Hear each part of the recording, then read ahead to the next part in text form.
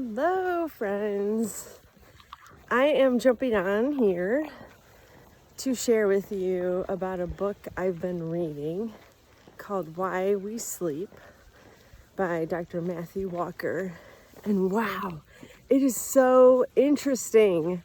Contrary to when I told my husband this book and said, yeah, I'm reading this book, it's really interesting, Why We Sleep. And of course he said, 'cause we're tired.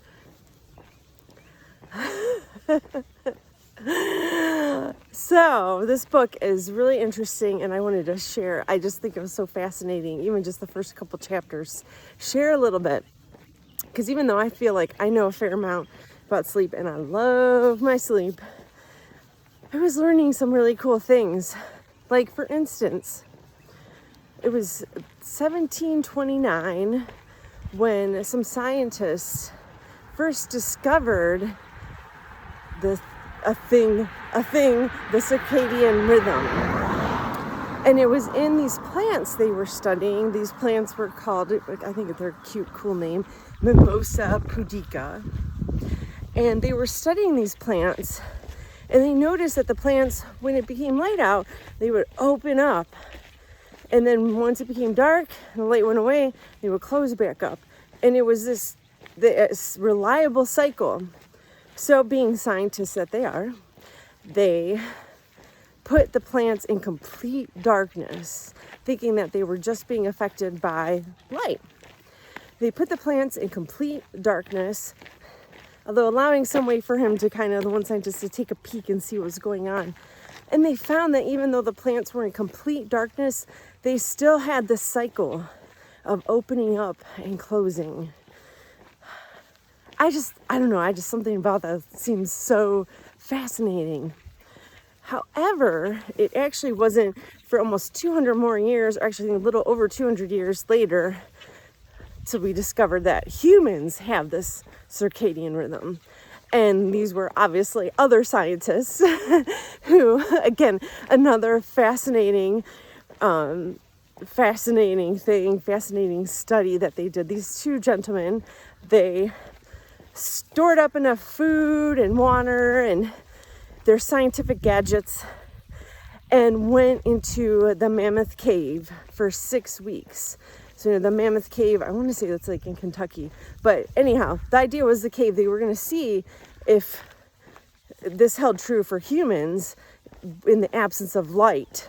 If they were in complete darkness for this time period, if they would just have like erratic schedule, erratic bouts of sleep and wakefulness. And what happened is they still had a fairly predictable sleeping cycle and awake cycle, even when they were in complete darkness, the absence of light. And again, they had food and water, and they had their scientific gadgets to check their body temperature and other things. But they found that, again, we still have this cycle in the absence of light. As well as the other really interesting thing was that they found this cycle is not exactly 24 hours, but it is actually a little bit more than 24 hours. So it's around a day, which is why it's called the circadian rhythm. I just found that so fascinating. And then the other things were, I wish I read this book before our trip to Ireland, because he talks a little bit about jet lag and how basically we get jet lag because, especially when we're traveling far, like we're traveling so fast, faster than this circadian rhythm, and it can't catch up, and then that's why we're out of whack, because we have this very predictable rhythm of our bodies. Yet we fly to a completely different time zone where it's almost opposite, day and night.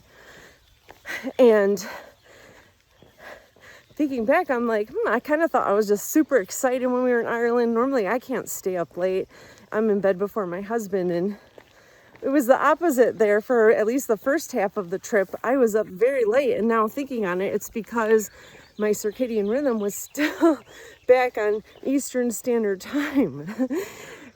However, he did mention, and again, this is why I wish I started it before that trip, he mentioned that's where we can, melatonin doesn't put us to sleep, but it is something we naturally produce, and you probably have heard people using it as a sleep aid to kind of trigger the body and help adjust that circadian rhythm a little bit more quickly than it does on its own. Because it does basically said for every hour time change, that's how many days it takes. So for instance, we traveled to Ireland and they're 5 hours ahead. So basically that would take 5 days to adjust. So when we went that first night, if I would have taken some melatonin a little, a couple hours before bed, that might have helped me adjust. Frankly, I've had a harder time coming back, but that's a whole nother story. So I just found this so fascinating, and that our bodies have this cycle. And on one hand, I think, why do we even need to sleep? Because obviously when we're sleeping, especially when we get into that deep sleep that we need, that REM sleep, our bodies are limp. We're basically unresponsive. So we can't do all of the necessities of life, like protect ourselves, eat, reproduce. So why would we be created that way? So that's part of what the book is getting into. The need for sleep, and how our brain is like a computer and it helps us with this information.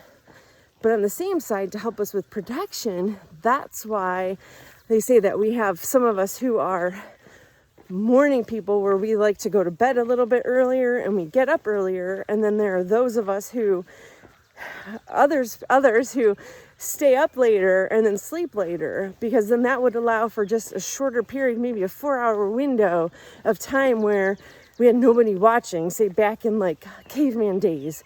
Some of the stuff is so fascinating to me. And that also, quite honestly, helped me feel a little bit more maybe grace or empathy for my husband, because I think I'm a morning person and he is a night owl.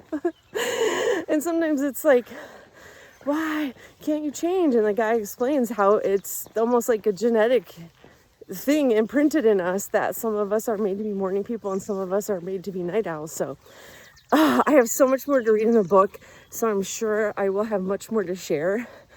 But I just found some of these tips fascinating. And as you know, sleep is just one of the cornerstones to health. It's so vital. Yes, people try to say, sleep when I'm dead, and they burn the candle at both ends, but that you can't do that for a long time, and you really shouldn't do it at all, because sleep has such a big impact on our health. And I've even recently heard that it can be considered more important than exercise and supplements. It's really important, and really we should shoot to get at least 7 to 8 hours a night.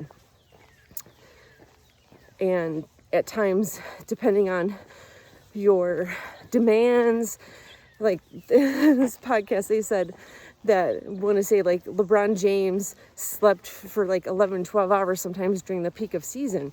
And I know myself, back when I was Ironman training, I actually think about it, I'm that's probably part of what helped me be successful, is I had a very regular schedule where I was in bed by 9 o'clock and usually up about 6:30. So I was getting 9.5 hours of sleep, and I needed it. So that demand can change, but we should always aim for 7 to 8. And again, the book was called Why We Sleep by Dr. Matthew Walker. If you want to check it out, have an awesome day and get some sleep tonight.